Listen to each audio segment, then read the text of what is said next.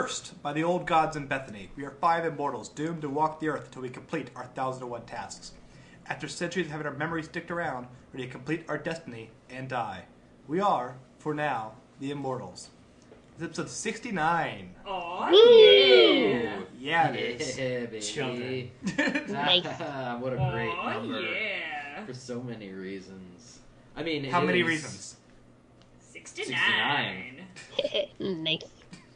When my old roommate and I picked our phone number, we had like 4 options, and we definitely picked the one specifically that was 0069 as the last 4 digits, and it was great every time. I mean, it's divisible by 3, which is... Wait, you gotta pick your phone number? This is what we got. We actually got a landline because we had a buzzer that only worked with a landline. It was complicated, but we got to pick a number, yeah. Wait, was that the whole thing? Was that all the complications? Yeah, that was it. I just didn't want to talk about it anymore because it's kind of boring. You picked a prime number, right? I don't think I had. I mean, I don't think I had the option. I could only pick the last 4 digits. I had like 5 options. I'm Austin. I am Adam. I'm Sarah. I'm Leigh. Excuse me. And I'm Pedro. And we are the Immortals. I'd Who like to point out, I said that story was boring, and then you made me keep telling it. Yeah, Anyway, go ahead. I like that, though. We had to see how boring it was. Yeah. we had to believe you. Sure. Who's you we? can keep doing the intro now. I just wanted Who's to... we? Yeah, Oh, who's I'm we? Austin. I'm Adam. I'm Sarah. I'm Leigh. I'm Pedro. Wait, And did we're- we just do this? What? No, we didn't. It's fine. What's happening?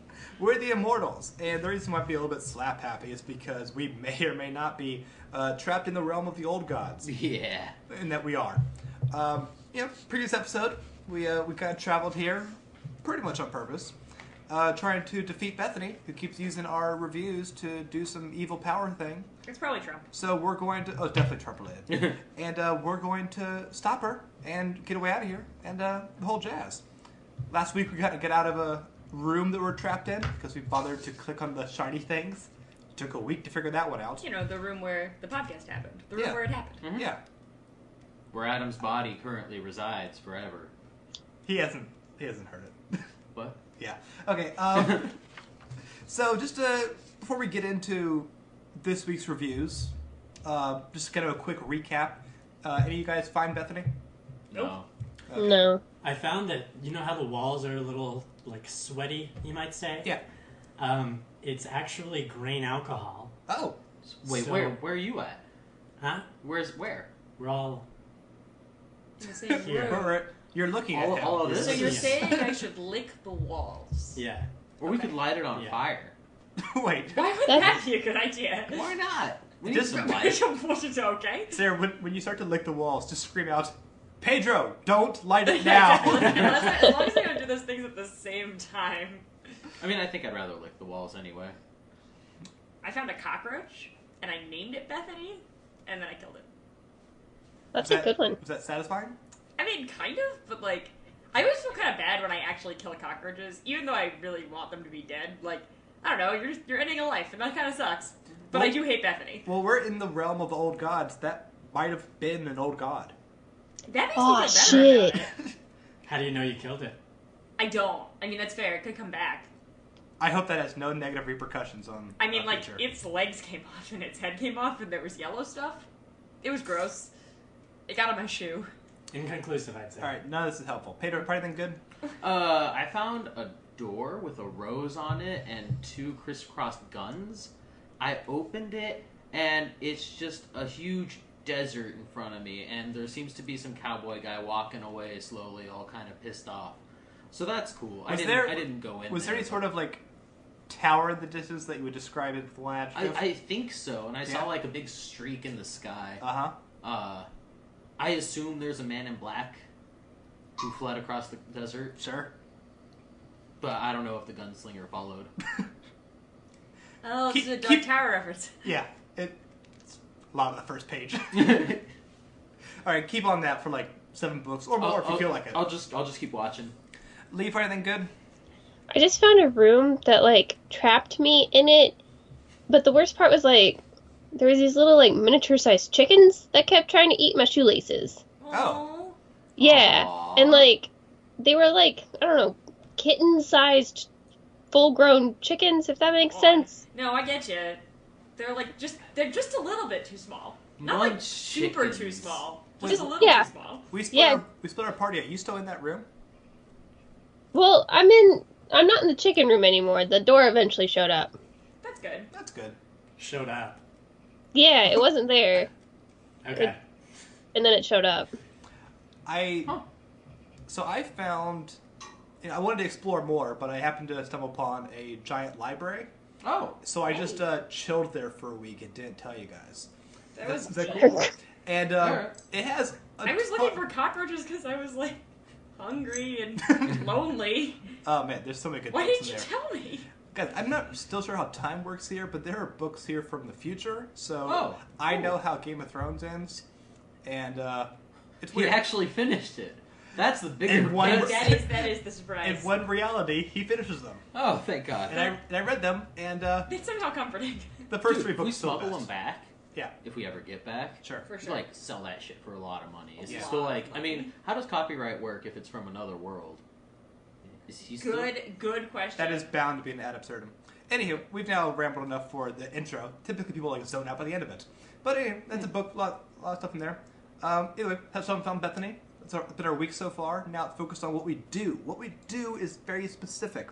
Because we are cursed, in addition to trying to find Bethany, we are also trying to lift the curse. And the curse is that we have to finish all these 1001 things. Specifically, the 1001 movies, albums, food, songs, children's books, and TV shows that you must consume before you die. Last week, we were in a room with randomly glowing numbers. We took them as that's what we should review next. That's what happened in that room. There was a room where that happened. Pedro's not going to get it. What happened? I'm gonna make this joke every time.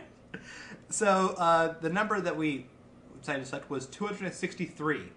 So, that corresponding movie is On the Waterfront. The album is Paul Simon by Paul Simon. The food is Saikyo Miso. The song is Cyprus Avenue by Jim Morrison. No, Van Morrison. Wow. Completely different. Very different. You listen to one song for an entire week. Names are hard. We've gone through this. The children's book is Mog the Forgetful Cat by Judith Kerr. And the television show is Jesus of Nazareth. But let's get right into it with On the Waterfront. So what happens? He gets the title shot outdoors in a ballpark, and what do I get? A one-way ticket to Palookaville. You was my brother, Charlie. You should have looked out for me a little bit. You should have taken care of me just a little bit so I wouldn't have to take them dives for the short-end money. Well, I had some bets down for you. You saw some money. You don't understand. I could have had class. I could have been a contender. I could have been somebody. So On the Waterfront is now our, fifth Best Picture winner that we've covered so far? Around I that. have no Stop idea. counting. Sounds good. Something like that. It's a Best Picture winner. It is. This is from 1954, directed by Elia Kazan, and written by Bud Schuberg, starring Marlon Brando, Carl Malden, and Lee J. Cobb, and also Eva Marie Saint. This is one of the most beloved Hollywood films from the 50s. It is about Marlon Brando, who's a dock worker, who is, much like a lot of people on the docks, he's kind of in with the mob, and he just does kind of small tasks, and one of the tasks he did was he led a guy to his death. Don't you know what's going to happen? That's what it was. And you're now watching the story take place over not too many days, really. It must only be about a week or so, I think. Something like that, yeah. As you have a local priest try to really kind of stop all of the crime and mob influence that's going on, and trying to get them to kind of break free of the corruption that's happening on the docks. This movie is really, really good. Yeah. It's powerful, and it's all encompassing. It's really effective. Leigh, what do you think of it? This was my first time seeing it. Oh, what do you think? It was really good. I was just excited that I got to see where the I could have been a contender came from. Right. That made me really happy. Like halfway through, I was like, oh, fuck, is that from this movie? Hell yeah! I now know where another cultural reference comes from. There you go. So I thought it was really good. I got a little tired of Marlon Brando's acting style at a couple points. It was just a little too over the top sometimes. So Like, let's start off talking about him, because Marlon Brando is a force to be reckoned with. This is the guy who really pushed method acting into Hollywood. I mean, A Streetcar Named Desire was a major movie that he did, and this one, it's very similar. You can kind of tell in some scenes, especially I think with him and even Marie Saint, where there's no way he's doing the same ticks every take. I feel that she is, but he just kept reminding me of James Dean in Rebel Without a Cause. Like, if that guy kind of grew up and calmed down a little bit. That's kind of how I always see young Marlon Brando. That makes sense to me. What do you guys think of Marlon Brando's film? He's so pretty. He is pretty. He's, like, real dreamy. I didn't understand it when I was a kid. Like, you know, sister, mom, whatever, like, oh yeah, that's a good looking guy. I'm like, what do you mean, The Godfather? What are you talking about? No, he's a pretty man. You need to see Guys and Dolls. He sings and gambles. Really? In a suit. Oh, that sounds pretty awesome. It's an awesome movie. No, he was actually really good though. I thought I also had not seen the movie, so I was also very pleasantly surprised when I saw the quote come up. So I was like, yeah, it's this one. I don't know. I believed him. Always. I mean, I never really got tired of his acting style. It never took away from the film, I don't think. Like, if anything, it helped me buy more into the kind of person he was, at least at the beginning. Like, very, self-centered, just, I only really care about myself. I can only look after myself, given the climate and environment around him. Yeah, he's, good job, Marlon. There was something about the way he moved that at first really kind of bothered me, because he just kind of would meander around and not really care about what his hands were doing. They would just kind of like flop and then stay there. But the more I thought about it, it's like he's a boxer, and so he has to have like sharp movements to like really, hit people. And so I think that translates. I think that's what the reason for him just kind of. He looked like a boxer. He moved like a boxer. He has an uncomfortableness about him, and something I really got out of the film this time was, like, because there are a million mob stories, and I actually don't like most of them because I don't see the mob as romantic as a lot of people do, and this is never a romantic look at the mob. But what's so interesting is that, because on a narrative level, the answer is obvious. Do the right thing. Come on. Yeah.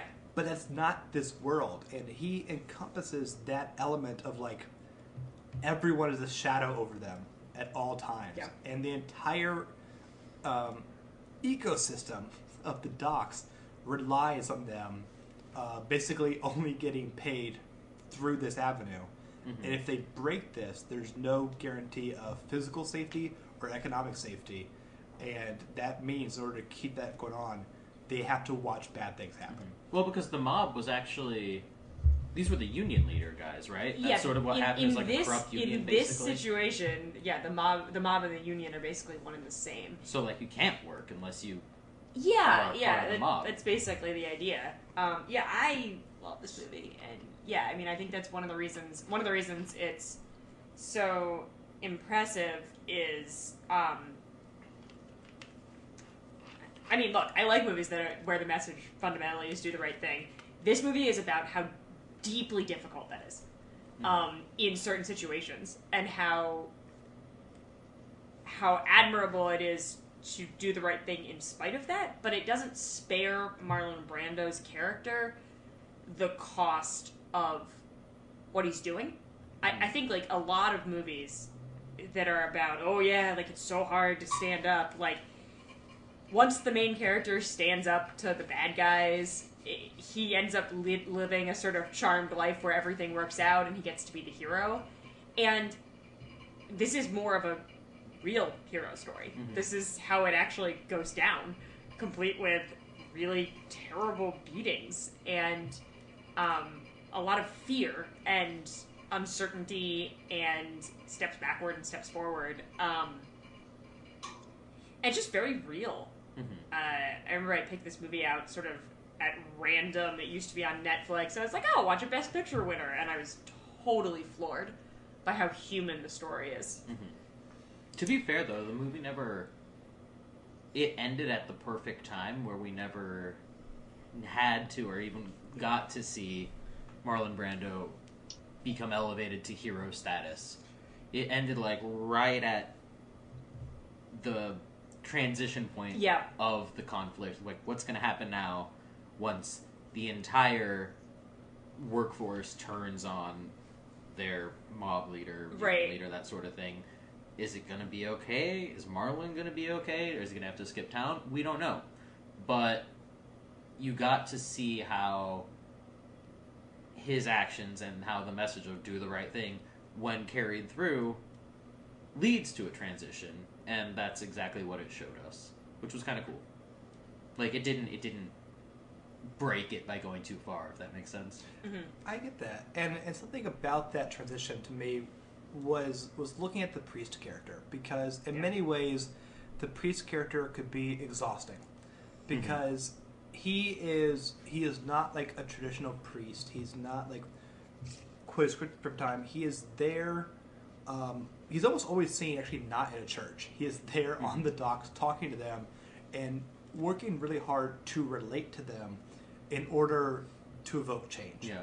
It sometimes sounds like a lecture, but he's always using terminology and an influence that is forceful. He is like, you got to act today, but it's not in a way of like, as God said in Exodus, yada yada. It's something different than that, and it has to be something where it's not just a dumb episode of The Little Rascals. You have to get these dock workers to make a change, and how is that happening? Yeah. No, he appealed to religion, but like you said, he wasn't reading verses or giving sermons. He was literally standing over a dead body saying, act now. You guys are hypocrites if you attend my church and don't do the right thing. And also, I think there was at least one other priest in the film, right? And he was corrupt too. Yeah. Didn't he try to get get the priest out of there? So Leigh, what elements of the transition worked for you? Because there's the priest, and there's also the romantic influence, as well as his own guilt. Oh, Jesus Christ, I hated his relationship with Eve Marie Saint. Yeah, I wasn't huge on it either. No, like, I yelled at her numerous times while watching this movie, because she seems to be an intelligent human being, and then she's like, I'm going to throw away this college education that my parents saved for my entire life on some dude I met about a week ago, who probably killed some guy. Probably killed my brother. Cool. They knew each other from school. Yeah. Briefly. Yeah. Okay. Did she throw away her college education, though? I mean... No, she said she wasn't going to go back. Her dad was like, you need to go back because we scrimped and saved for you. She's like, no, I'm not going to go back yet. Yeah, she's pretty shitty. No, she's this awful character. And then the way that Marlon Brando's character treats her is atrocious. I don't know, that didn't bother me as much. I just felt like their relationship was very, like, shallowly sketched. I don't know. I mean, it was, because it was based off of looks. Like, yeah, he didn't... Like, he liked her. He's always kind of had an eye on her. And they went out for a drink.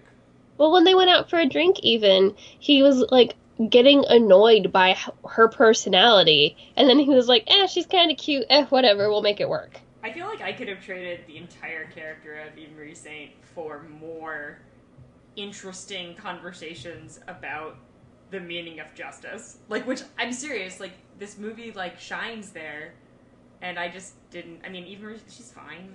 Well, I think the problem for me is that, like, I think she works really well as a symbol, which is what you obviously never want of any character, let alone female characters in a very... The only female character in the movie? No, it's a problem, but it's something, because I was looking at the transition of the character, the potential romance with her, and also the hope of forgiveness with her, is the only thing that he sees in his future.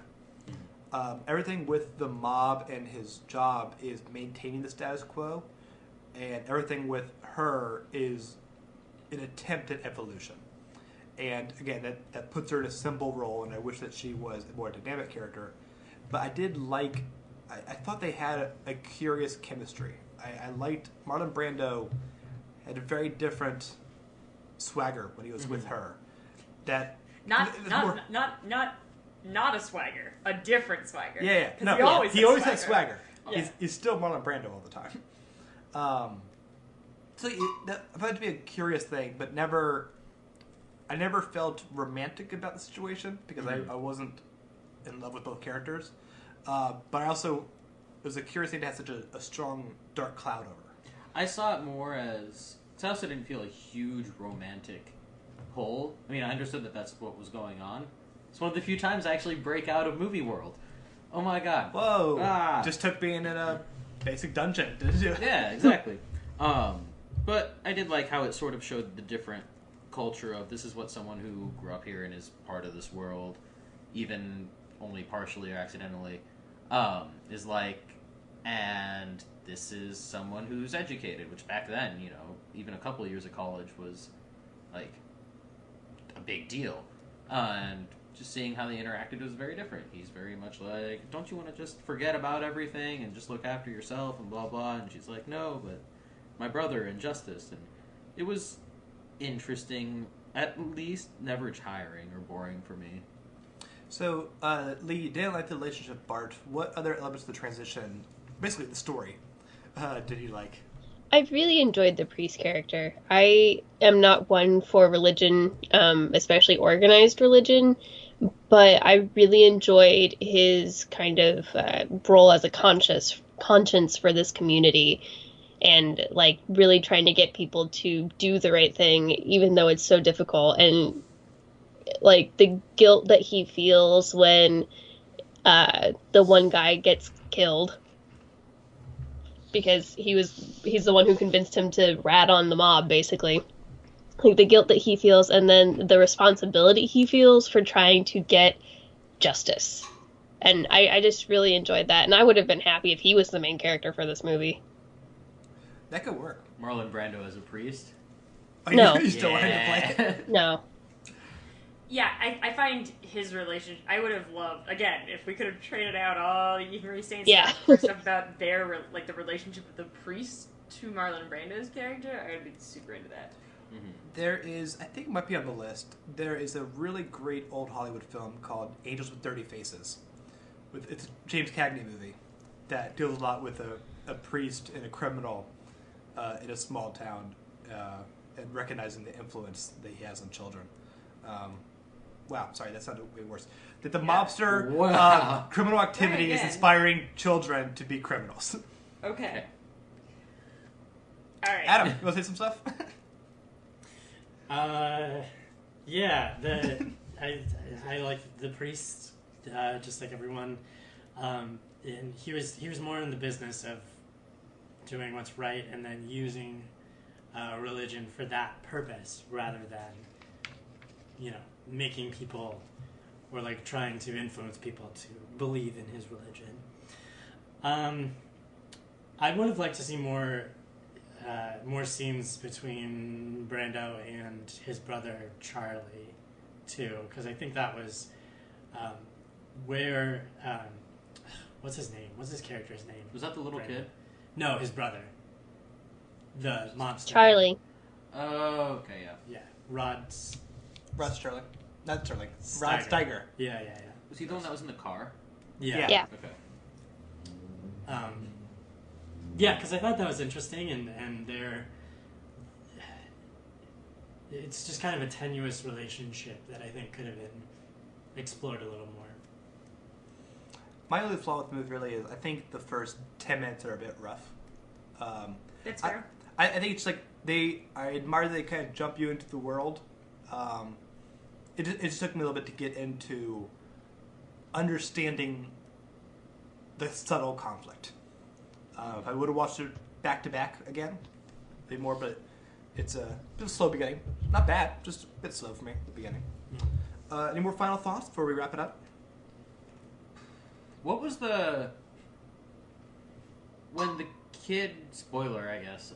When the kid killed all the pigeons, and he said a pigeon for a pigeon. I didn't get that. Stool pigeon. It's like a snitch. Yeah. A rat. Well, because they didn't use canary, and I was all confused. Also, like, how evil do you have to be as a child to kill a whole bunch of birds? Not just one or two, a whole bunch of them. Things were different back then. What do you mean things were different back then? Things were different back then. How many? No. Pedro, how many pigeons have you killed? I don't think I've killed any pigeons. My cat I think I've watched pigeons die. really wants to kill the pigeons outside our apartment. That's Cats pretty are hardcore. Crazy. Well, Hey, save that for the next segment. Yeah. Okay. But let's do some henge ratings. On the Waterfront, I'm going to give this a 4.6. Yeah, I really like this movie. 4.6? 4.6. 4.2. 4.4. 4.25. I don't have the lowest score. Haha. Yay! And with that transition, let's go right into the albums. Shit. What do we listen to this week, Leigh? This week we listened to Paul Simon by Paul Simon.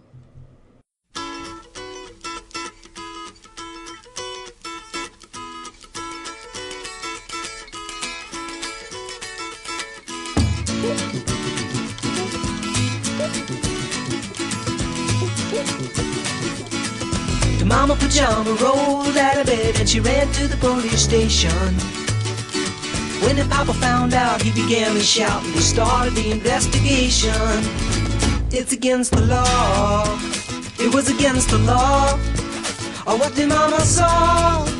It was against the law.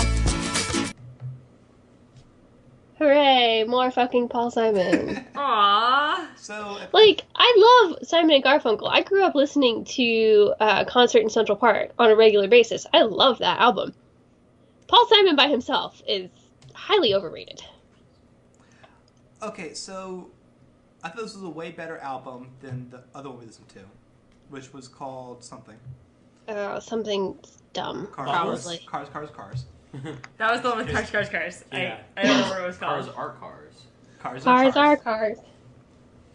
Yeah, Hearts and Bones. I had to look it up. Hearts There and you go. Bones. This is way better than Hearts and Bones. 'Cause, I mean, there's no song I disliked on this, and there's one song I loved. Which one did you love?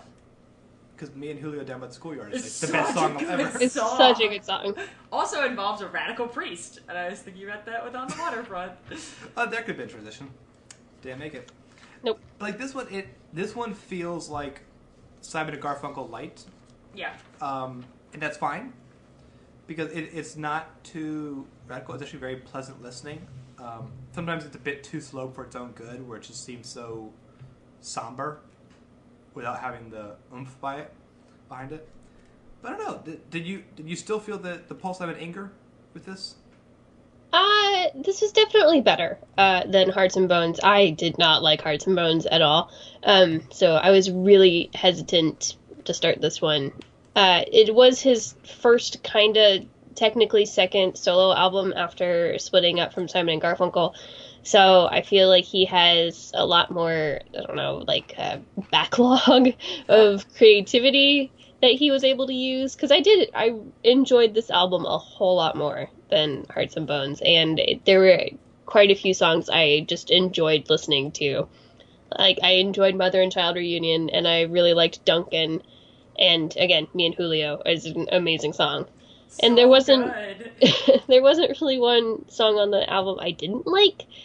I feel like the second half of the album kind of was the same way as Hearts and Bones, though, where like all of the creativity is in the first half, and then the second half is just kind of filling time. Because in the second half we have Papa Hobo, Hobo's Blues, and then Paranoia Blues, all right after each other. Yeah. Yeah. There's there's like 3 songs I like on this album. And it was funny, I was like listening through and then I looked on the Wikipedia page and they were the 3 songs that have their own pages as if they're like relevant enough to matter. The first one I liked okay, Mother and Child Reunion. Duncan I really liked. And then Me and Julio Down by the Schoolyard is the best song ever that I adore. Run That Body Down, that's where I was talking about where it got a bit too... It was somber with no real effect on me. Yeah, I'll give you that. Like, it definitely slowed down a little too much, and it's kind of one of those where it just felt a little too cheesy, too. Yeah. So, I mean, this is a curious thing, that this is his first solo album, right? Sort of. Technically, yeah. He released a solo album in the UK, but it never got an American release until like 81 or 2 or something like that. So this is his first American solo album / second solo album. So what can we attribute to Paul Simon that is not Simon and Garfunkel? Like, what is purely Paul Simon from this?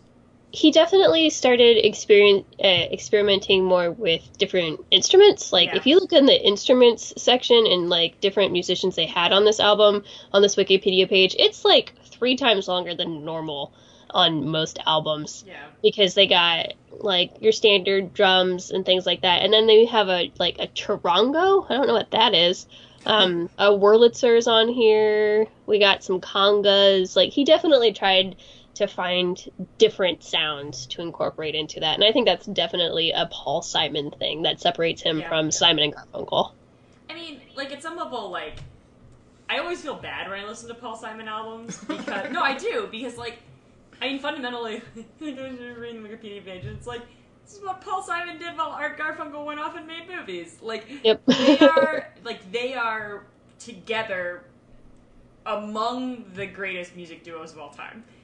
Individually, they can't live up to it, and Garfunkel, like, didn't try. And Paul Simon did, and that makes me kind of sad, because he doesn't quite make it. You know what I mean? Like, yeah, it's just not quite as good. But at the same time, like, I think a lot of this album really made clear to me what he contributed to the duo. And, like, I'm gonna keep harping on Me and Julio Down to the Schoolyard, which simultaneously has, like, the lyrical and narrative flow that a Simon and Garfunkel song does, where, like, I don't know what they did down by the schoolyard, but they probably had sex. And it's, like, a crazy, like... Nice. There you go. It's a crazy, like, narrative. See, I always took it as they were doing drugs.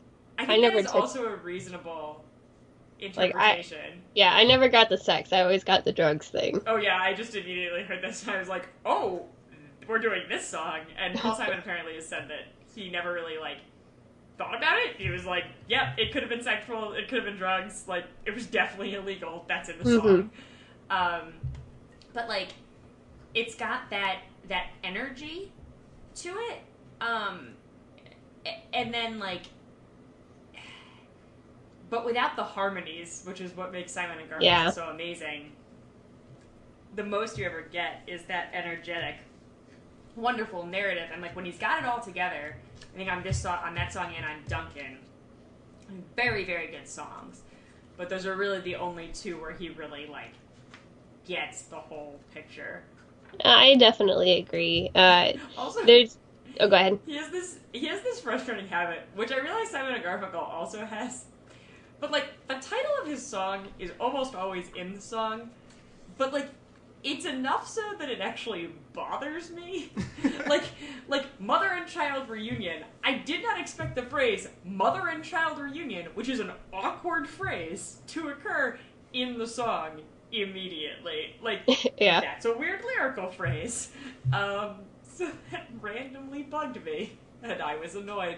This might be because every time that I'm watching a piece of media, and the name of that piece of media pops up in the media, I feel the need to say, that's the name of the show, or that's the name of the song, because I'm a monster. But it was a particular problem on this album. I feel like, I agree, though. Was it said in On the Waterfront? I can't remember. Yeah, I definitely. Oh, absolutely! I said during that movie. That's the name of the movie. I stopped listening at that point. You don't listen to your girlfriend? What do you say, Pedro? No, I'm not a part of this. I say so many smart things. We put a clip in there, right, of a montage? Uh-oh. Gonna have a mind. All right, do we have any final thoughts on the album? I overall enjoyed it. I did feel like there's a certain quality that Paul Simon songs always have, and it's kind of hard to describe, but I felt like this album suffered from that a little bit. Hearts and Bones definitely did. Like, you can just tell that's a Paul Simon album, and it's disappointing. And, like, but this one, it kind of had some of those moments, too, and it was just like, oh, come on, try something new. Yeah. If that makes any sense. He did a great job. He did the theme song for Louis C.K.'s Horace and Pete. Oh. Which is actually a beautiful little 1-minute tune. I didn't realize he did that. Yeah, he actually, in fact, he actually read all the scripts and then wrote the song. Oh. So yeah, actually worked really cool. Any hinges? Leigh, what do you give it? 3. 3 sounds good. I got a 4. Yeah, I would have given it a 3.5 because I like Paul Simon. And then me and Julio Down the Schoolyard came up, and it's the best song ever. And I'm gonna give it a whole extra 0.3 for that. So 3.8. Is that on our list, I wonder? I don't know, but it's a really good song, guys. Everybody go listen to me and Julio Down by the Schoolyard. Could be. It made me smile. I was having a bad day and it made me smile. It is not on our list. No, that's because the people who make the lists are monsters. I agree. I think we know this. Alright, that is Paul Simon by Paul Simon. Take a listen to at least one song. Now, we are actually going to pause the recording for a second to get us some food. Get some food. What are we gonna... I don't know where you got these ingredients. I am skeptical of how you made this. Amazon delivers anywhere, Austin. That is problematic. Alright, so we're going to have this Amazon what? Oh, it's Saikyo Miso, which is fermented soybean paste, and I made miso soup with it, because I'm industrious like that, and cooked it on a fire made out of the grain alcohol. Alright, so, while we nail this up, listen to some me and Julio. Well, I'm on my way. I don't know where I'm going. I'm on my way. I'm taking my time, but I don't know where. Goodbye to Rose, the queen of Corona. See me and Julio down by the schoolyard. I'll see me and Julio down by the schoolyard. Cursed, but sorry. Even if we were back trying to steal my intro. Hey, I made miso soup. Any best song ever. Yeah, it's a great song. So, describe what this is. Okay, what you did. For those of you who've never had sushi that comes with a free cup of miso soup, miso soup is, well, miso is fermented soybean paste. The Japanese are big on their soybeans, generally, and miso is, well, it's soybeans, converted to a paste and let sit out in the sun. At some basic level, that's what fermentation is. It's used as basically a flavoring. It's got a very salty kind of feel. Like this soup that we're eating right now does not have any salt in it. It's just miso, which tells you something about how salty it is. And yeah, I would say that the most common way to eat miso soup is where miso is the major flavoring in a broth into which you put tofu and seaweed, nori, which is tasty. And you eat it with your face. Nice. That tracks. I've been using a spoon. That's fine. I mean, but then you've been putting it in your face, right? Not in your butt. True, yes. The actual eating mechanism is done by my face. I also put green onions in my miso soup. That was pretty good. That's what those are. I made it vegan because I was too lazy to find Japanese fish stock, so it's just water and miso, and it's super tasty. Well, I haven't found a lot of Japanese cuisine while we're here. You almost killed a cockroach for sustenance. This is fair. I'm impressed you found Did any you of these ferment things. your own soybeans? Did you just walk around? No, I just ordered from Amazon. Amazon delivers anywhere, guys. I mean, it makes sense that the old gods would have delivery. That's just convenient. It's almost like they know that we're here still doing reviews. But I don't know. To Bethany's advantage, she would want us to be able to get these things. It's true. For getting more power. True. That makes sense. It's good. Damn, this is real good miso soup. Really good. I'll make miso soup all the time. Guys, making miso soup is super easy. All you need is miso, which you can buy on the internet, and water. Well, look, Amazon's not sponsoring us. Yeah, so no. It's just but I'm just saying, like, place on the internet. this is cheap as fuck, and it's real tasty, and I'm eating it with my face, and I'm real happy. And I made Your it. local Asian mart should also have miso. Yeah, no, this is specifically white miso, which is apparently different than other miso. There's a red miso. As usual, the book is making distinctions that I don't know are like, I don't know. But anyway, this is Saikyo Miso, white miso, which is what many people use to make miso soup. So, it's not actually white; it's brown. It looks like peanut butter, and it has the same consistency as peanut butter, basically. It smells so good. We tweeted a picture of it. Yeah, it does smell real good. It's like this like rich soy sauciness, which makes sense. I mean, honestly, it's flavored. I like miso because if you ask what does miso taste like, the answer is miso. Like, it's got its own like feel to it that's nice. It's very hearty and very homey. Like, a bowl of miso soup is comfort food, even though it's not from my culture. Like, this is like wonderful hangover stuff. I feel like. Oh yeah. Like, this would be just the perfect like end of the night after a long party type thing, or. Well, like the fact that something with tofu in it. I mean, I like tofu, but even anyway, like the fact that something with tofu in it can be like comfort food, like hearty comfort food, is sort of cool. No, but I've had a drink or two with Pedro. Pedro didn't misspeak there. Pedro has his hangover food before he gets to the hangover. Before before you go to bed, that's when you tend to make really elaborate meals. Oh, yep. Well, a lot of parties, like, you know, last time I went to a wedding in Brazil, it was until, like, dawn. And what they did was they made this awesome, like, weird shrimp gelatinous something. I don't know. But anyway, you drink it when you're done with the party, when you're all drunk, just before going to bed. You still have a hangover, but it just feels great. But I've gone to bed, And and people have woken up, and they're now twice as many dishes because you made a nice chicken dinner at, like, 3 in the morning. I mean, What do you guys think of miso? I like the soup a lot. It was really good. Don't eat miso by itself. I just had a little bit. Don't do that. Pedro. Right, I'm gonna do it. I mean, I know you're gonna do it, but like, it's not how you're supposed to eat miso. I was just wondering, like, hey, I wonder what this tastes like by itself, and the answer is something that I should clearly dissolve in water before eating. That's a lot of miso that you're eating. It's actually pretty good. Like, it's fine. Like, it's like, I mean, it's a little bit like it's just concentrated. Like, it's very, It's very like concentrated. salty, somewhat. I don't know if it's grainy or if it's just the whipping, but kind of like a salty soy sauce paste. Well, that's pretty much what it is. Adam's face is skeptical most episodes. It's in high skeptical level right now. Is that because of my soup or because of Pedro? Pedro. It's always because of Pedro. That's fair. Yeah, your soup is great. This is really good. It's real good, right? I'm like kind of proud of myself. This is hella good. Yeah, I like it a lot. I'm trying to figure out what the individual tastes are for this. That's my issue as well. I The- can't figure out the miso itself. Yeah. Okay, so Well, you should try some of the weirdly, if you try some of the miso, you will notice the flavor that you will then be able to pick up in the soup. So there's two basic flavors in miso soup, which are nori, the seaweed, which is the stuff that makes it taste like sushi, and the other thing, that's the miso. Usually when I get miso soup from a restaurant, there's no seaweed or tofu in it. It's just The broth. broth. Yeah. Huh, really? I feel like, I mean, so when I made this, I probably cooked the seaweed, the nori, a little bit longer than is supposed to happen, because it kind of fell apart, and I think it's supposed to stay more in, like, sheets, but... Can I have some more miso? You do you, man. I mean, I got, like, a big old tub of miso, so...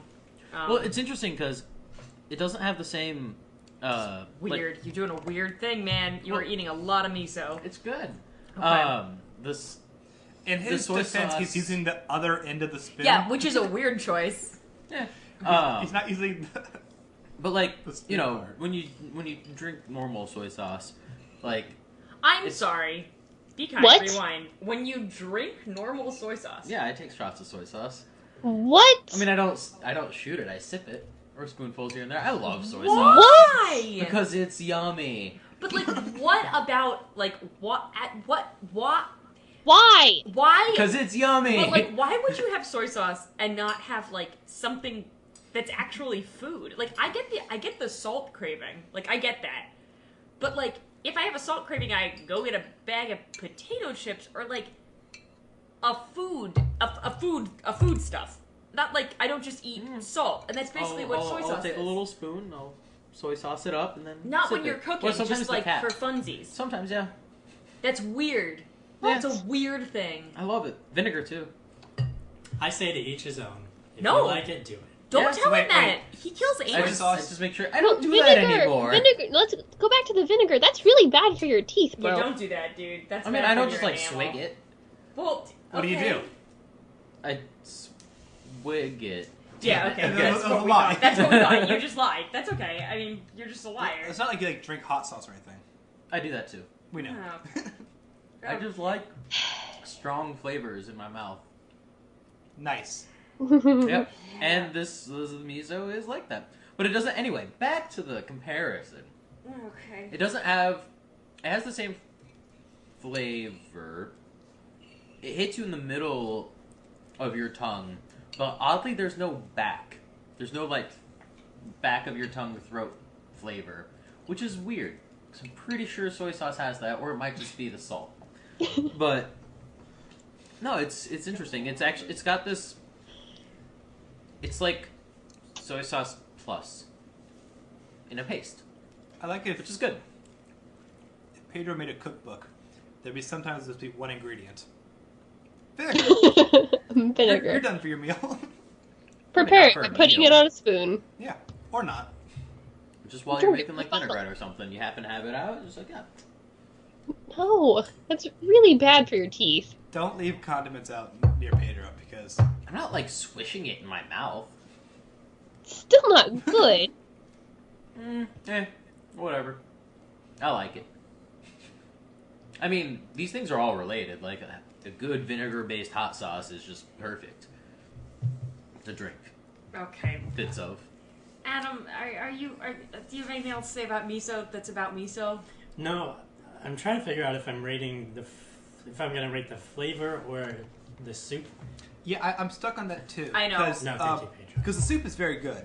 I will say. I think I know what the miso is. I will note that whenever I give a ingredient that's not in a recipe, y'all say, I feel like I would have a better sense of what it tasted like if it was in a recipe. Yeah. And whenever I make a goddamn recipe, y'all go, I don't know if I'm rating the recipe or the food. Well, I think it's because the answer is we need I love you guys. we need the both. Well, but also, but it's right there. In my defense, I always do both if they're available. but you're told us point like to not like No, eat this. you can try it. It's not gonna Just like a kill very you. small It's amount. fine. It's actually like, not I mean, bad at all. This whole podcast is suicidal. Like it's fun. Like, yeah, I mean, like it's interesting. Like you're not gonna like be on. It's not like yeah. We're all using the Why are you all using the The other back end of the end of Because the it's spoon? not wet. it's so it hasn't cute. been in your mouth. It's weird. It's a weird thing y'all are The doing. back of the spoon. why are we doing this? The back of the spoon is like a cute little, Yeah. smaller spoon. Yeah. Austin is Austin is moving his hands over his face like the running through the woods motion. Found the because flavor. he's sad. Find it. That's Yeah, it. found it, guys. Don't worry. Do you know what it tastes like in soup now?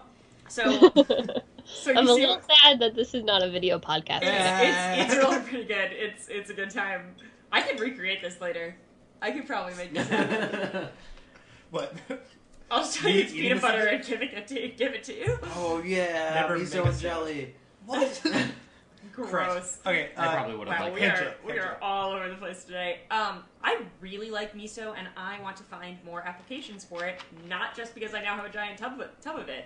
I'm gonna give it a 4. It's a super interesting little aromatic. There's a weird sweet hint at the end of Yeah, it's great stuff. Ah! of the raw miso. Sorry, yeah, that was because I took my earpiece out of my ear and it fell, and so I screamed. Yeah, it's saying it. 4.2.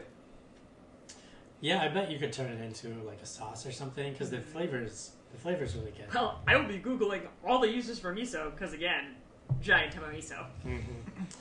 3.9. This is like boom, 4.8. Damn. All the henges. Are you just gonna start eating with a spoon now? I mean, I really like it. I probably shouldn't. It's a lot of salt. I mean, I don't really care about my health, but I mean, we can't. if I had that, I would probably dip into it maybe once a day. Shit. Or make like... This is when you're not trapped in another realm. Yeah. Okay, let's move on. The soup All is right. really good, though. That was miso. Good stuff. Pedro. Yeah. What did we listen to this week? Cyprus Avenue is By? the song we listened to by Van Morrison.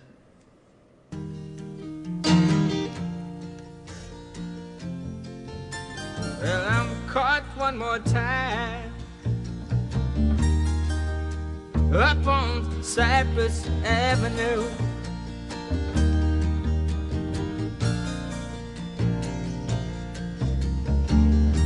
Caught one more time up on Cyprus Avenue. So, Cyprus Avenue. It's a song by Van Morrison, as I already said. Did you just throw something at him? Yeah, he threw a pen at me. I should have seen it coming.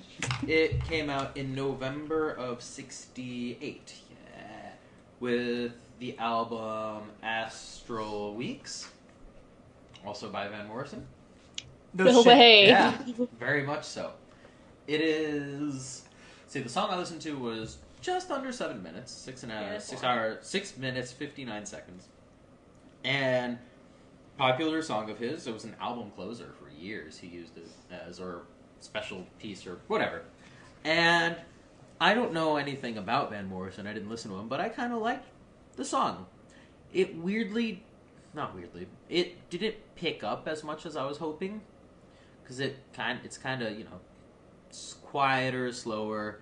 It does pick up in its own way, in that it sort of starts layering in more instruments and increases in complexity. It just doesn't get, it doesn't build in, a louder, more powerful kind of setting, which was kind of cool. It was a little bit, it was a refreshing song in its own pace. Nice and quiet. His voice is okay, but at times I thought it was a little annoying. Thought it was a little whiny almost, but never bad enough to where I didn't like the song. And I really like the strings. He had a whole string section, a harpsichord. The bass, I'm pretty sure, was played on a double bass, upright bass, which is always nice and cool. But yeah, all around fine song, solid song. Can't really complain about it too much. This isn't my favorite Van Morrison song, but I really just enjoy listening to Van Morrison. I find him very soothing. Yeah, me too. It went really well with Paul Simon, I thought. Yeah. See, I know you said that too. Before. They came out around the same time. This song came out in '68, and the Paul Simon album came out in '71. So. Yeah, it's pretty close. See, having never listened to Van Morrison, I think I was just kind of expecting a harder type of music. And so maybe that's sort of what I was wanting when I was like, all right, is it going to build up now? But at some point I realized that I was really liking it. And I like how there at a couple of points there are two distinct violins that you could hear playing together, and you could sort of see how one was playing off of the other. And it's cool because with headphones they're actually in other ears, which made it kind of fun. Yeah. I don't know. I think, to your point about expecting something more, you've not heard Van Morrison before? Not really. I mean, I'm sure you've heard. Think of, yeah. Right. But it's if you hear his name, that sounds like a hardcore rock and roll name. And he's not. Definitely I could be getting not. him confused with Jim Morrison, so. True. Yeah, I have also made that mistake, done that weird thing in my head, and then I'm like, oh right, that's who Van Morrison is. Yeah, I really enjoyed the song. It's 7 minutes, right? Yep. And it didn't feel like 7 minutes. It was just kind of a really fun trip. He had a live version, either a live version or a recorded version, but on a future album that was extended to 10 minutes. Which, I mean, it didn't feel like a draggy song, which is interesting because I don't remember anything in the song in particular that stood out on its own. So it did kind of act, if I think about it, it did seem kind of repetitive, but I never felt like it dragged or it was bogged down. Does that make sense? Mm-hmm. Yeah, I get that for his longer songs sometimes. It always feels like almost a new thought in the same idea. I don't know how to elaborate on that, but yeah. Yeah, it's kind of, just kind of listen to it, and that's what it's like. Another helpful reviews from Pedro Aubrey. No, I really like this song. I feel like I gotta listen to it a couple more times, but I do really like it. It grows on you, I got bored. Really? Fair. Yeah, like, I got bored halfway through it, left, used the bathroom, came back, and it was still going. And I was like, oh, okay. That's funny. I know that feel.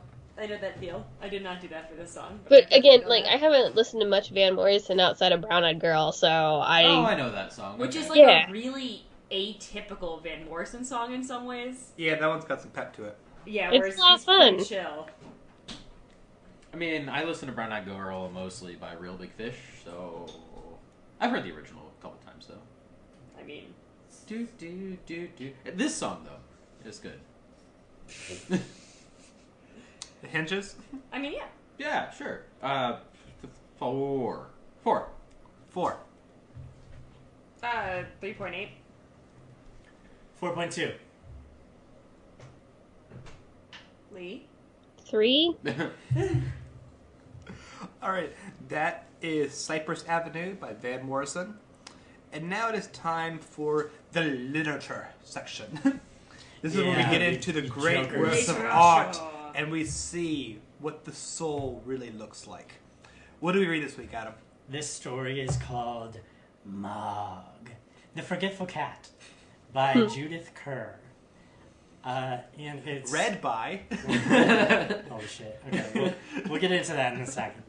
But it was published in 1970, and it's the first in a series of 17 books featuring Mog the cat.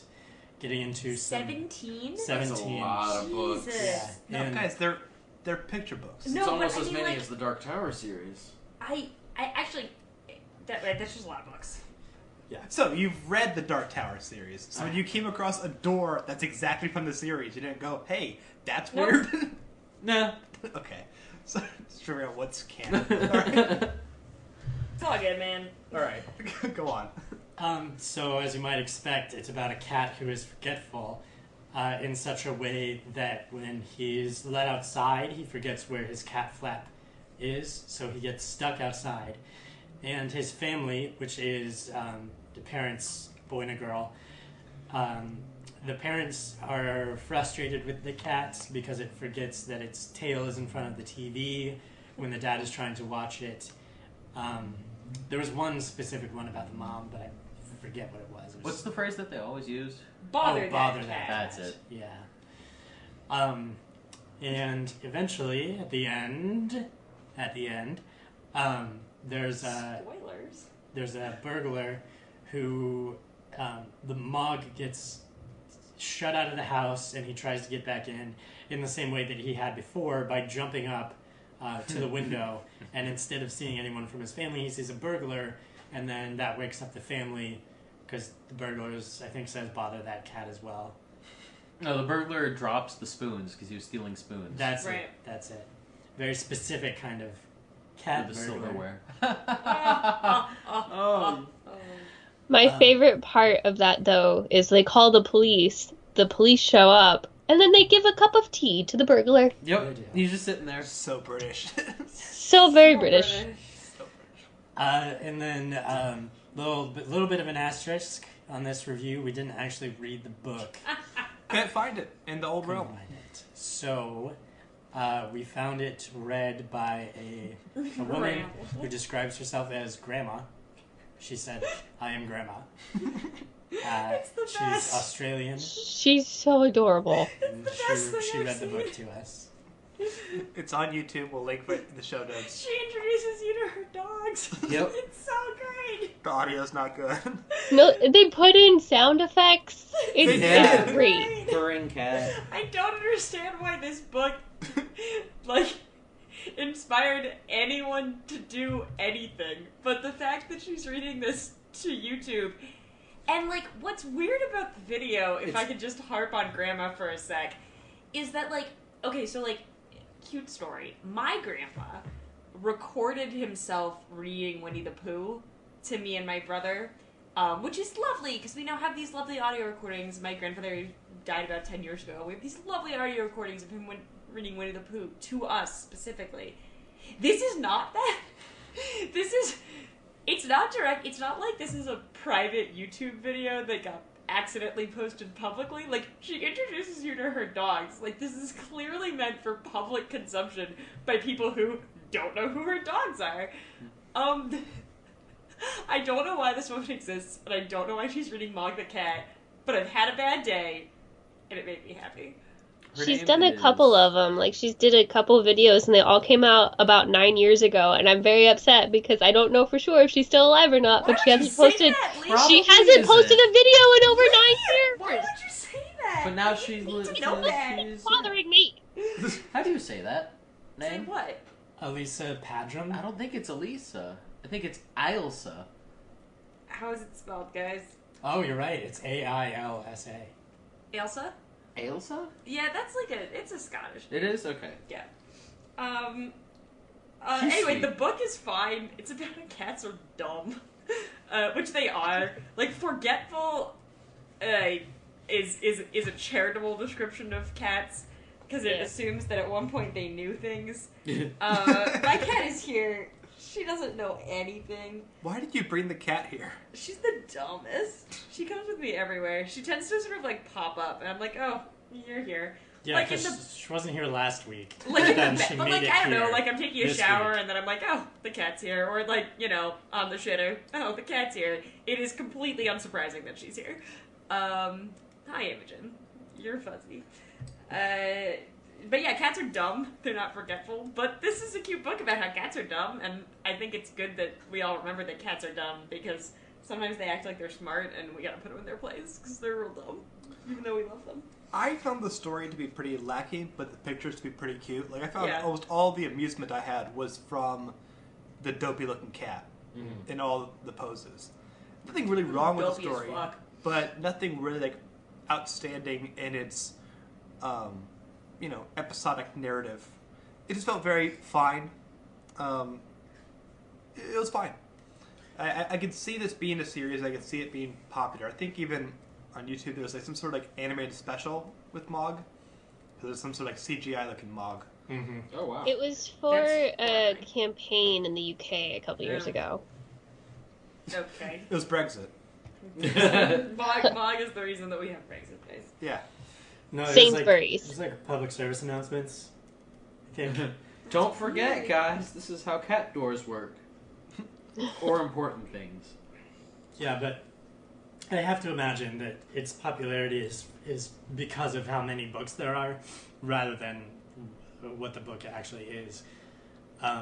Because this one just didn't have a lot of cohesion between the different events in it, and because when the cat finds the burglar and stops the burglary, the family immediately changes their ways and is more helpful. Not helpful. That's the word. Nice. They're nicer to the cat. Yeah, they're. They give it eggs every day. And I feel like this is the wrong lesson to take from this book. I think so too, because Cat's the the cat worst. did not stop the burglar. The cat just did what it always does. Exactly. Because cats are dumb. And it just happened to be, a burglar there. So, if it hadn't been if the burglary hadn't happened, the cat would have just woken up the family, and they would have been the same. So I have to think that like the family is. I don't know. Maybe wonder they more about realized the that family. having a cat wasn't all that bad. I mean, like, Because they could have been I love my burgled. cat. She's adorbs. Wait, the family is the one kind of going through the character arc? Well, Yeah, sort of. for Because, I mean, sure. having a cat's not that bad. I mean- Okay. Oh, it's annoying that my cat's asleep on the TV, so the tail's blocking the fight that's on. Or, I could have been robbed. I mean, like, Mog Like, doesn't in the change scheme of shit. things. Yeah. Like, Mog remains completely, Yeah. defiantly A cat. forgetful. There's no interest. Mog has no interest in changing. Because Mog's a cat, and cats are the worst. Hi, honey. And he has no moment of even needing to change, really. Yeah, he's cool. Each He's event, chilling. honestly, could be like when he's chased by a dog at some point, but he still keeps being forgetful. He doesn't put a rubber band around his paw or whatever to remember. No. He's It's just Mog the Forgetful Cat. I mean, That's kind of his jam. Clifford's never going to stop being a big red dog. Right, exactly. So the people How you who gonna- change are but the that family. is with Clifford, that's his size, which he cannot change. With a forgetful cat, that is something that you could strive to be But see, this is better about. this The is cat my could thing just about how learn. forgetful is really just a charitable word for stupid. Yeah, And like can't fix stupid. You know what I mean? Like that's true. Cats I learn. mean, Curious George so if goes it really through well, wants they to. know, like cats don't really learn. Well, I like, mean, they act like- like they learn. I'll get woken up by the cat because it hears my alarm, so it knows it's time to start pushing things over for me to give him food. Yeah, but like, is that like? That's just waking up a cat. Well, no, that the Like, cat learned that alarm time is when I start moving around, and when Yeah. it can. No, I got the same thing. Buddy woke me up a couple weekends ago because he was like, "Hey, it's 7. You need to get up. You need to go to work." And I was like, "No, babe, it's the weekend." Yep. Yeah, but isn't So- that? But I mean, that's proof that he's dumb because. But That's he what I knows mean. that I have to be up every day. It's conditioning, I like feel any other like- animal learns. It's the same Yeah, thing. I'm not sure. I'm not sure that I would call Pavlov's salivation reflexes learning. And I say this as a cat owner who loves my stupid cat so much, and is a little terrified. I realize as I continue to tipsily rant about her because she has definitely tried to kill me and gave me a concussion once. So. Yeah, I know a cat who can open doors, though. That's a learning thing. It's like, oh, look, the girl. human things, like, reach for handles. What if I jump at the handle? Holy shit, it opened the door, and now it just knows how to open doors. Yeah, imagine it knocked a ladder over on my head and gave me a concussion. And I came to, and I was, like, cooking eggs, but there weren't any eggs in the pan, and there was gas leaking into the apartment. That's I'm fine. dangerous. Everything's fine. She's dumb, though. The book was alright. It's a kid's book. That's what it does. It's just scenarios with a fun cat. I think that's belittling it, though. Think so? I think that this is the best conversation. I agree. I think the book should have a larger meaning. Because Curious George goes through arcs, but he's still always curious by the end. He has shame during some part of the stories because he's fucked things up on such a level. But I think Adam's right. Like, we're missing the point. There's, like, an obvious deflection here. We're supposed to think that Mog is the main character who's going through the changes, but that's not true. Mog doesn't change shit. It's the parents. Mm-hmm. And they learn the value of Mog. Also, I don't think it's healthy for cats to eat eggs every day. That seems, like, real bad. Well, I think they're gonna kill that cat. like the world's oldest cat, they attributed it to the owner attributed it to his unusual diet of bacon and eggs and whatever. They and do this and eat that. eggs in the wild, so it doesn't seem I guess that too. makes sense. Maybe I should give off. my cat eggs. I mean, it's just protein. There's That's a protein. Twitter account that I follow that it's a cat shepherd, and they feed the cats eggs regularly, so Aw. it's real cute. Anyway, I agree, Henges. that is cute. 1.6. 2.8. I don't know. Kids book. 3.5. It's fun. Read it to your children. Yeah, 3.5. I echo. 2.5. You guys are such dicks to me. This is what we do. So every week we read a goddamn kid's book. Yeah, we Austin and I have read 60-some less I think we kids missed like book. 2 or Kids so. books, yes. They're And in this Italian. is everyone else's 5th, probably. That's not Your true. I've 5th done book. at least like 7. Hey, remember that 400-page French book we read? Yeah, Yeah, that Yeah. was the thing we did. yeah. So when you say it's just a kid's book, what if I said, oh, it's just food, or it's just a fucking music album? Fuck I mean, you. to be fair, every time that Pedro reviews a song, he starts with, "This is a song." And there have been numerous food reviews where Austin has gone, "It's a grape." Yeah, that's true. Well, it was a goddamn grape. Alright. Guys, Have you guys seen the picture of the cat that turned 31 and it looks exactly like a 31-year-old cat? 31? what the fuck? That's insane. It's an audio podcast. We have one segment left. It's cute. We can do this, guys. We can make it through. Alright, guys. Now it's time for, It's an old ass cat. What are you doing? He looks so angry. He looks like a cat that's 31. Leigh, tweet it from the account while I talk about Okay, Jesus of Andrew. Nazareth.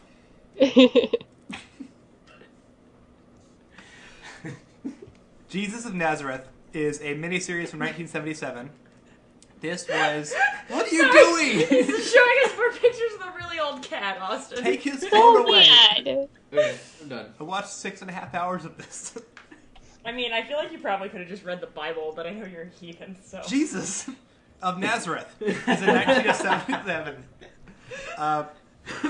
miniseries that was directed by Franco Zeffirelli and that is noteworthy because... And that's a real dude. Yeah, Franco Zeffirelli did a very popular version of Romeo and Juliet in the 70s, and you can tell because it looks just like that, and Juliet is Mary. So, yeah. The weirder thing is that this was co-written by Anthony Burgess, who's best known for writing A Clockwork Orange. Interesting.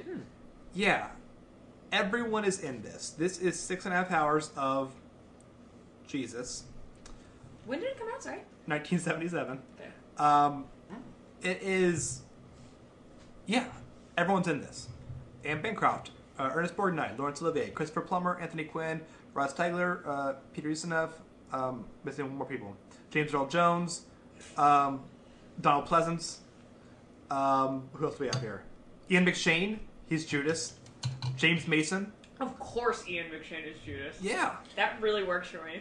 No, what role does James Mason play? James Mason is Joseph of Arimathea. So he's not Jesus? No, Jesus is Robert Powell. Okay. A.k.a. guy who looks like Jesus.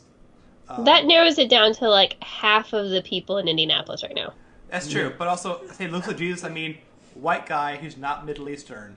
This is what we think Jesus looked like. So with a beard and a man bun? Yeah, like half the guys in Indianapolis. Definitely not what Jesus looked like. No, definitely the one thing Jesus definitely didn't look like. No. Oh, Ian Holmes in it? Yeah. Jesus. Yes. So, you know what I'm forgetting?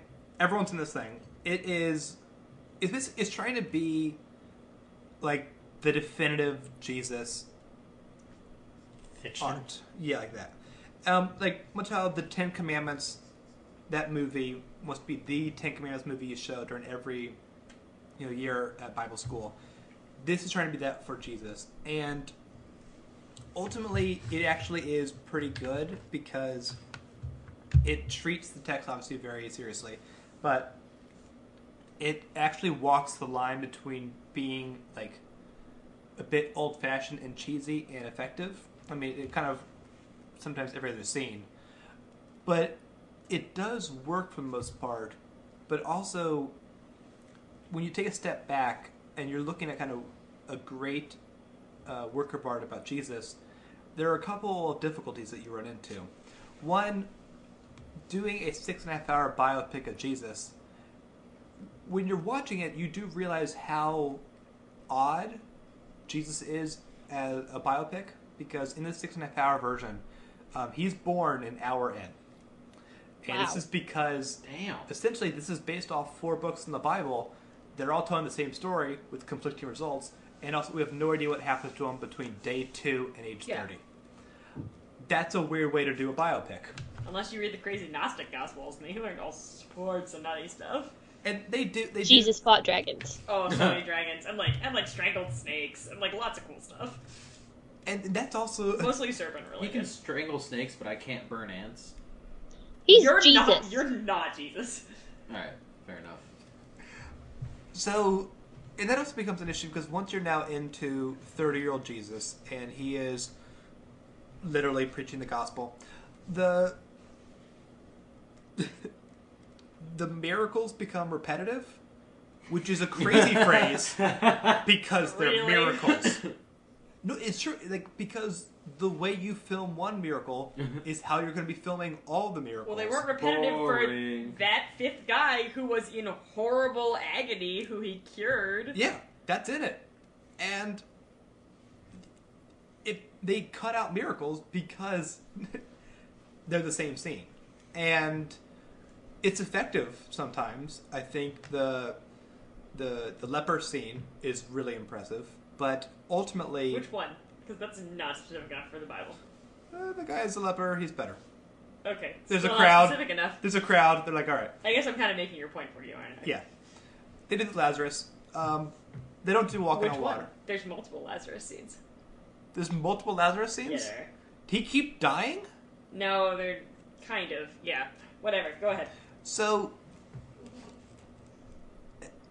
that a bit of a structure problem. The big scenes do work pretty well because you have 30 of the best actors alive in this who are all doing they really kind of all nail the tone that it's going for.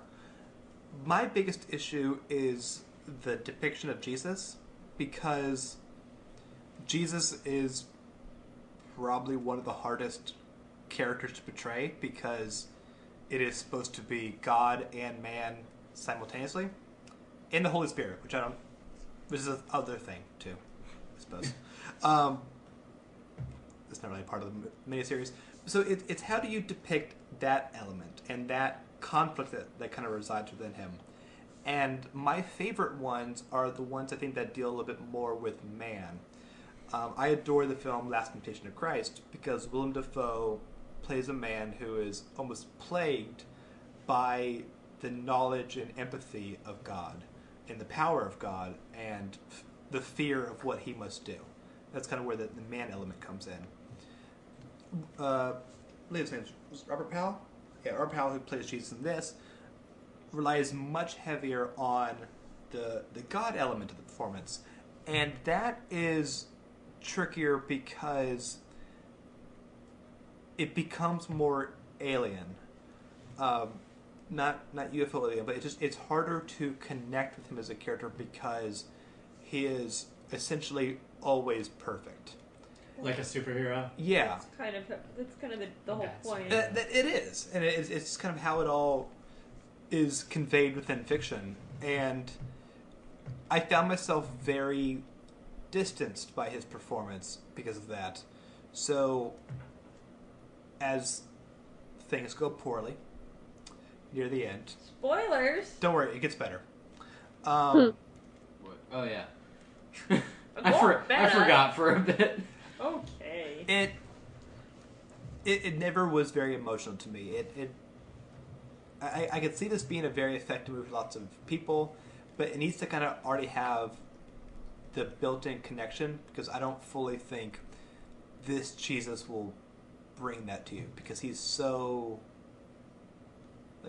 his hand is always still in a way that's a bit unnerving, but not unnerving in an effective way towards this man is more powerful than we can imagine, I guess. But there are a lot of good parts of the miniseries. The parts of the miniseries I liked a lot were when they used the time well. I enjoyed the politics scenes because whenever these stories are told in brief, we never get the politics of why there was a census. Oh yeah, that was a great scene. That was a great scene of Romans arguing about this, and to kind of argue about what does that mean that you gotta have someone claim themselves as the king of the Jews. Those scenes of people who live in this world dealing with this like this is their today, I thought was really compelling because those are scenes you don't typically see in a story about Jesus. So, that's it. Oh, did anyone else watch this? How do you rate Jesus, Austin?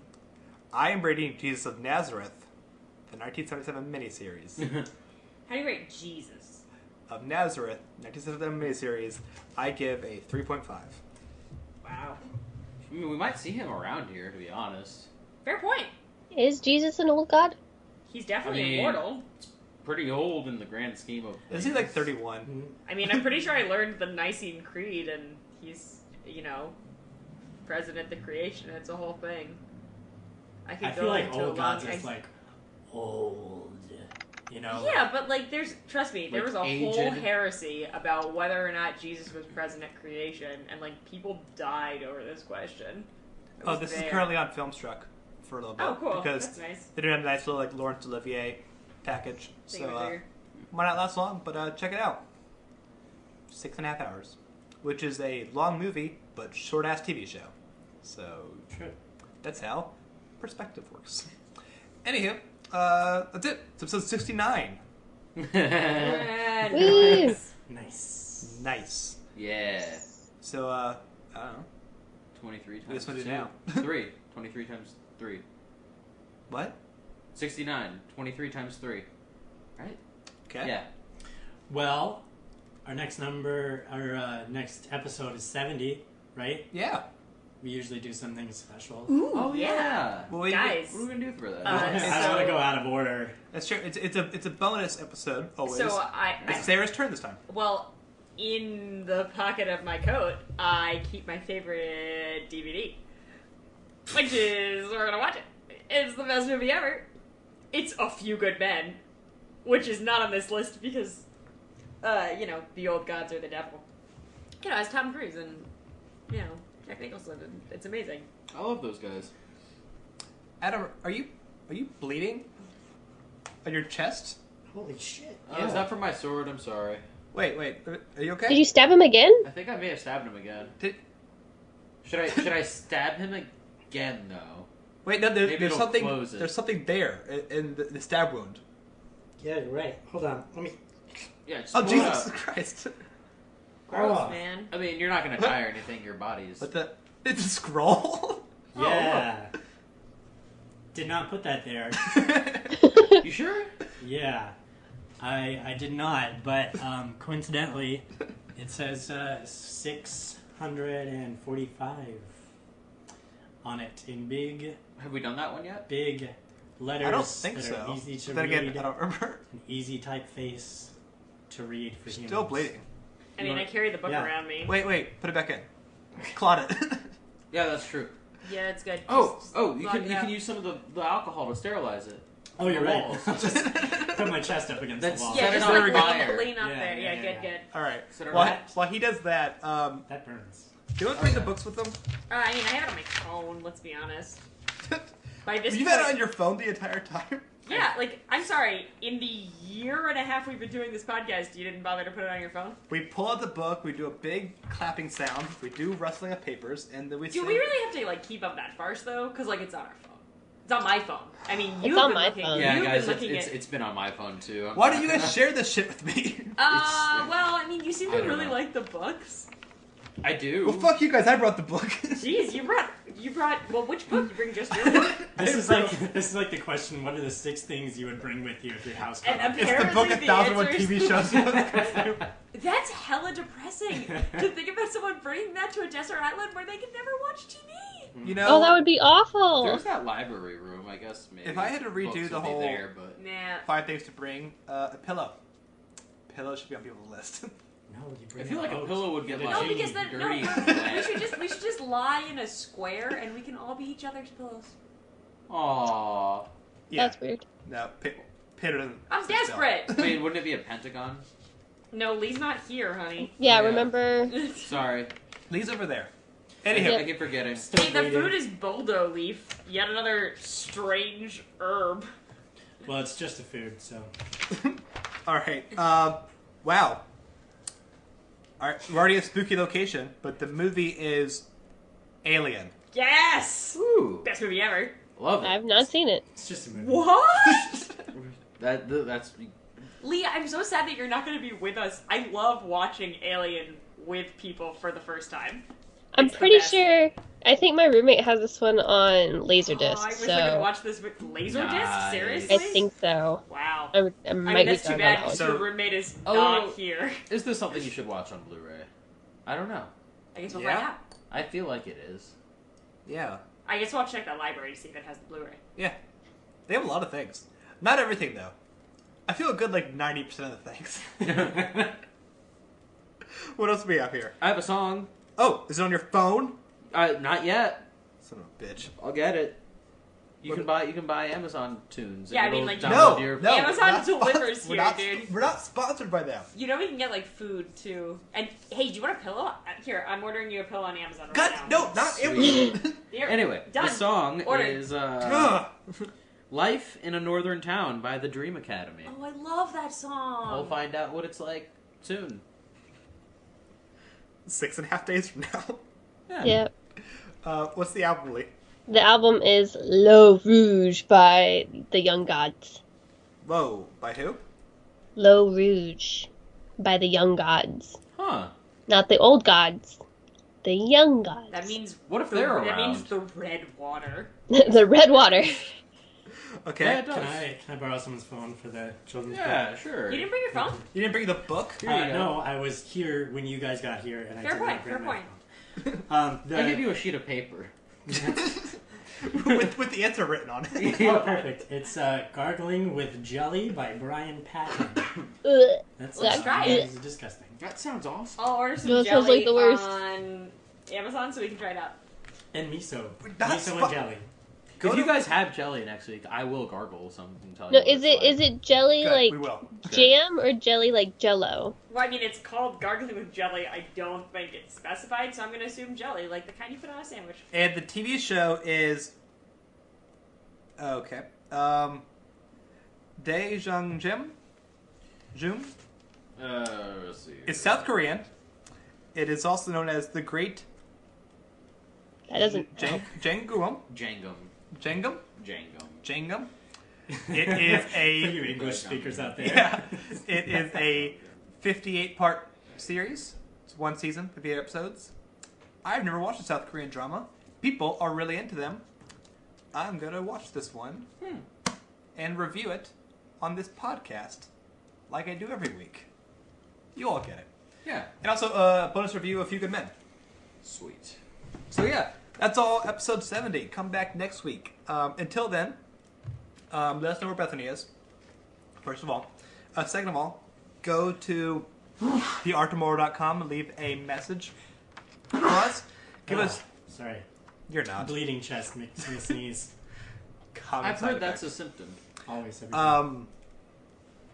Yeah, leave a message, give us your hinge reviews, let us know what you think of On the Waterfront, Jesus, Paul Simon, other stuff. You can also, while you're there, check out the other podcasts. You can go check out Let's Take 5. Tomorrow's episode is part 3 of our Richard Linklater 5, where we are reviewing one of my all-time favorite films, Before Sunrise. And we have 2 special guests for that. We have the director and screenwriters of the wonderful independent film, Hank and Asha. They're here to talk about Before Sunrise. It was a good one. Also, you can check out Ad Absurdum. The Pop Culture Legal Team tells you what's up with Batman. Batman. It's a good one. It's pretty Check great. it out. Twitter, the Immortals Pod. You can see what Miso looks like and what we just ate. And yeah, iTunes. Reviews. iTunes. Leave us a review on iTunes. Because I haven't complimented anyone in a while. I haven't also looked in a while. Oh, it's so true. Oh. Really? You haven't been looking? I just assumed that no could one have been loved given. us. I could have been given compliments left and right. Damn. I think I was supposed to sing one of them. You were supposed to sing the next one. All right, everyone. The next one after today, Pedro will sing that compliment to you if you use review on iTunes. How you'll find our show. That's it. Thanks everyone for listening. Goodbye. Bye-bye. Bye. I'm Adam. I'm Sarah. Oh, sorry. No, not. Nice. I'm Pedro. Nice. What's happening? I don't know. Who am I? All right, I'm Leigh. I'm Austin, I guess. I'm Adam. There's 2 Adams here. I'm Austin. and there's no I'm Pedro. I'm Pedro. I'm Yeah, Pedro. yeah. There we go. All right. Help us. I'm Spartacus. We're going crazy. Couple in the next room, bound to win a prize. They've been going at it all night long. I'm trying to get some sleep, but these motel walls are cheap. Lincoln Duncan is my name, and here's my song. Here's my song.